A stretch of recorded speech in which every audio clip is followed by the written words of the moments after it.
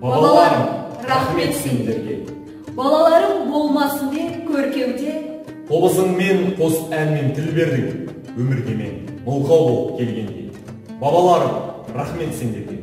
Жыраулардың жазбай кеткен жырларын, арулардың айтпай кеткен сырларын, Қорқытыңның қорқынышты мұңзарын, қобызыңның шанарынан тыңдадым. Құлазыған сенің құла түздерің, не көрмеген, не білмеген ізгелім, жазылмаған тарихыңның жолдарын, ауызекі аңызыңнан іздедім.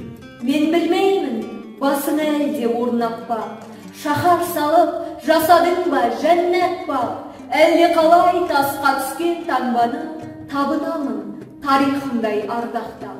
Сыр ашпайды сенің құлақ сөздерің, сыр ашпайды тау тастағы іздерің, сенің бүкіл болмысыңның тарихын домбыраның пернесінен іздедім. Іздедім де сәттерімді түңілген, тастап кеткен аңызыңа жүгінген де қайта туған тірілген, тарихымды жазудамын бүгін мен.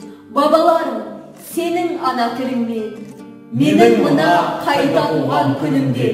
Сөйле оркестр, дүрілде бір дүрілде, сөйле Моцарт, менің ана тілімде, сөйле Данте, менің ана тілімде. Бабаларым, рахмет сендерге.